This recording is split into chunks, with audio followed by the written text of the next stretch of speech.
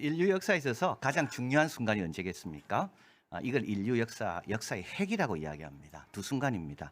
하나는 천지 창조입니다. 여러분 여기가 있었기 때문에 오늘 우리가 있는 거거든요. 우리의 모든 역사는 하나님의 천지 창조로부터 인간 창조로부터 시작됩니다. 이게 역사의 핵입니다. 또 한 가지 역사의 핵이 있다면 이거는 바로 우리 하나님이 창조주가 피조물이 되신 겁니다. 그래서 어떻게 됐나요? 새 인류가 시작되게 된 겁니다. 우리는 새 종류의 사람입니다. 이건 예수님 때문에, 그래서 아담과 다른 새 인류. 그래서 이 역사의 핵을 소개하는 창세기도 그렇고 또 신약을 시작하는 마태복음도 그렇고 여기는 족보가 아주 중요합니다. 창조가 어떻게 됐는지 그 내력, 그리고 아담으로부터 노아까지 어떻게 인류가 발전하게 됐는지 그 족보,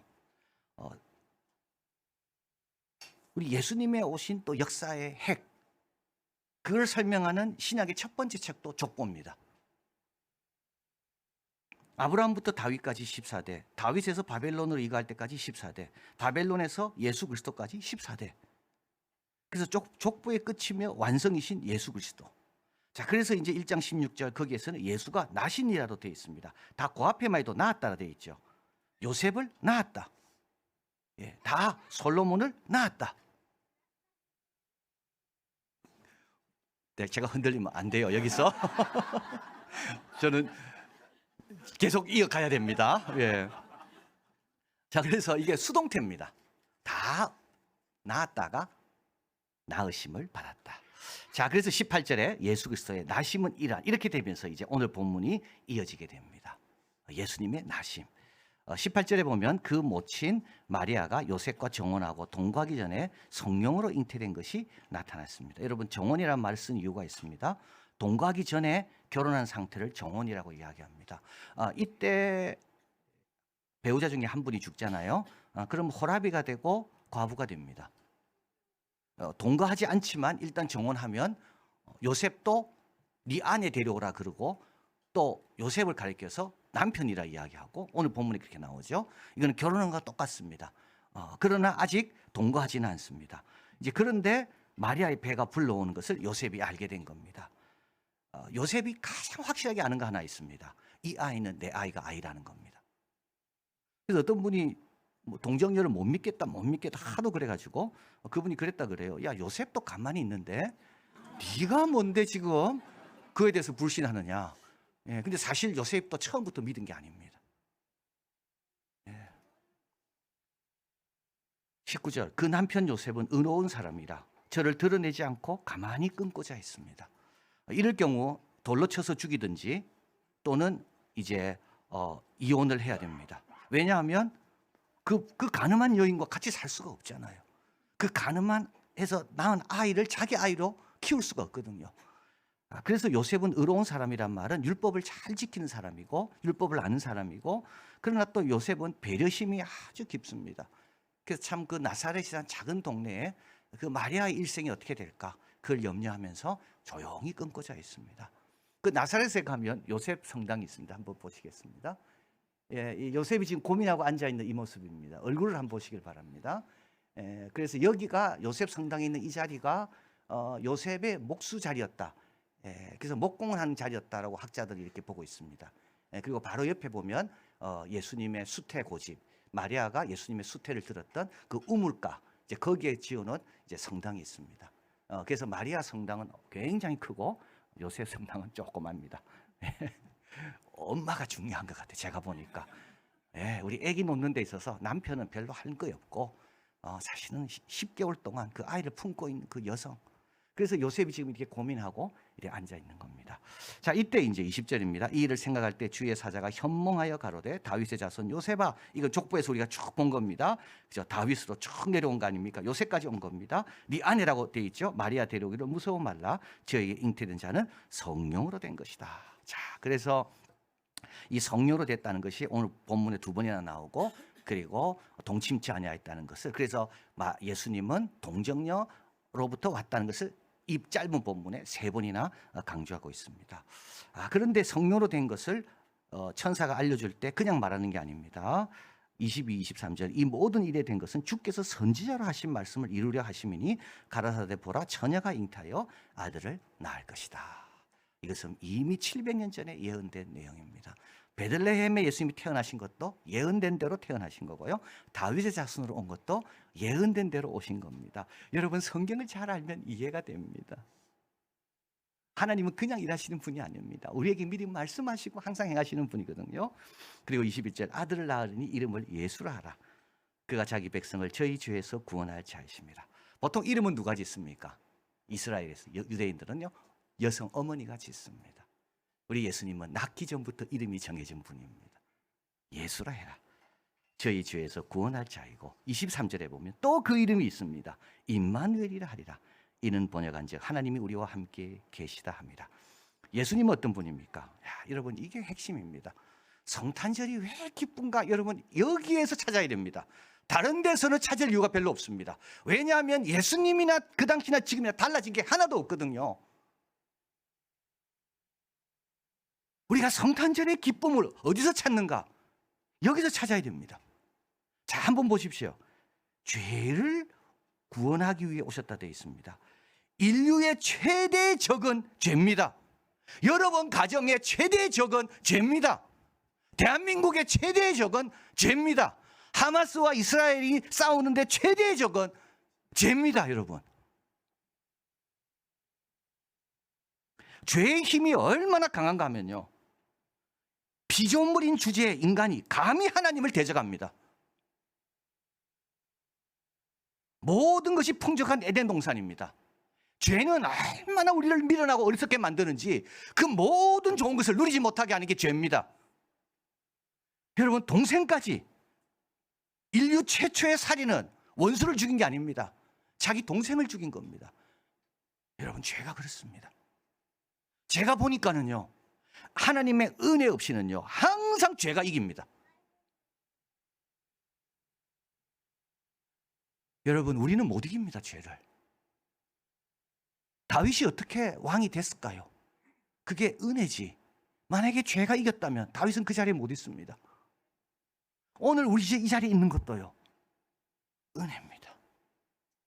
우리는 항상 마지막은요 그게 뭘 뜻하는가 하시면 여러분 이게 바로 죽음입니다. 죄가 마지막에 웃는 이유는 사망이거든요. 그런데 우리는 어떻게 됐나요? 사나 죽으나 주의 것이 되었고 주 안에서 죽는 자가 복된 자가 된 겁니다. 예수님이 오셔서 죄의 권세를 끊어버리시고 새 사람이 되게 하신 거죠. 여러분 성탄의 의미를 알려면 죄에 대해서 깨달아야 돼요. 자, 그리고 또 그분은 임마누엘이십니다. 구원하시고 떠나는 게 아닙니다. 구원하신 다음에 우리와 함께 하십니다. 그래서 여러분 이제 마태복음 쭉 보고 복음서를 쭉 보면 뭘 아는가 하면 주님과 함께 하실 때 어떤 일이 일어나는가를 복음서는 우리에게 말씀하고 있습니다. 천국에 대해서 가르치시고 제자의 삶에 대해서 윤리를 가르치시고 온갖 병과 귀신을 쫓아내시고 많은 왕들과 의인들과 선지자들이 보고자 한 것들을 예수님과 함께 있으니까 보게 되고 듣게 되고. 자, 그래서 이게 임마누엘입니다. 28장 20절 마태복음 마지막 구절이 이겁니다. 볼지어다 내가 세상 끝날까지 너희와 항상 함께 있으리라. 구원하시고 함께 하신 하나님, 그분이 바로 2000년 전에 태어나신 바로 우리 주 예수 그리스도입니다. 자, 24절 요셉은 잠 깨어 일어납니다. 주의 사자의 분부대를 행하여 그 아내, 그죠? 이제 아내를 이제 결혼입니다. 동침할 수 있는, 동거할 수 있는 이제 정식 결혼의 완성입니다. 데리고 왔으나 25절 아들을 낳기까지 동침하지 아니했습니다. 그리고 낳음의 이름을 예수라고 부릅니다. 이 말은 다윗의 족보에 올려준 겁니다. 요셉이 큰일 한 게 이겁니다. 예수님이 오시는 것을, 다윗의 후손으로 오신 것을 요셉은 예수님의 이름을 지어줌으로 그 족보에 올려준 겁니다. 자, 누가복음에 보면 온 백성에게 미칠 큰 기쁨의 좋은 소식을 너희에게 전한다. 여러분 죄가 해결됐기 때문에 그렇고 새 인류가 만들어졌기 때문에 그렇고 하나님이 함께 하시기 때문에 그렇습니다. 지극히 높은 곳에는 하나님께 영광이요 땅에서는 기뻐하심을 입은 사람 중에 평화로다. 이걸 가리켜서 우주적 평강이라고 이야기해요. 우리의 평강은요 그냥 이 세상적인 평안이 아닙니다. 왜냐하면 하나님과 함께 누리는 평강이거든요. 온 우주를 창조하신 그분의 자녀로서 허락된 평강이거든요. 그래서 우리의 기도 제목과 우리의 시선이 바뀐 겁니다. 저 지극히 높은 곳에는 하나님께 영광이요, 땅에서는 기뻐하심을 입은 사람들 중에 평화로다. 이 평화는 어떤 평화라고요? 우주를 품고 우주가 새롭게 보이고 우주 가운데 내가 해야 될 일이 뭔지, 이 우주의 창조주의 자녀로서 내가 어떻게 살아야 되는지, 그 관계 속에서 오는 평강입니다. 여러분, 오늘 무조건 기뻐하세요. 동방박사들 한번 생각해 보십시오. 아기 예수를 발견하고 너무 기뻐했거든요. 여러분, 우리보다 더 어려웠습니다. 동방박사들 더 안 좋은 세상에서 살았다고요. 근데도 아기 예수를 발견하고 이들은 기뻐하고 찬양했습니다.